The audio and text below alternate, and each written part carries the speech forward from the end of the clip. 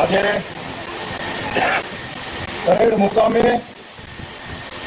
2025 શાળા પ્રવેશોત્સવ અને કન્યા કેળવણી કાર્યક્રમ અંતર્ગત આજે આપણી શાળામાં ઉપસ્થિત આપણા મહેમાન એવા શ્રી રાઠવા સાહેબ, શ્રી સંજયભાઈ તથા હાઈસ્કૂલ વિભાગના તમામ આપણા શિક્ષકગણ, પ્રાથમિક શાળાના આપણા શિક્ષકગણ અને આંગણવાડીના આપણા બહેનો, આજે જ્યારે આપણે શાળા પ્રવેશોત્સવનો કાર્યક્રમ યોજી રહ્યા છીએ ત્યારે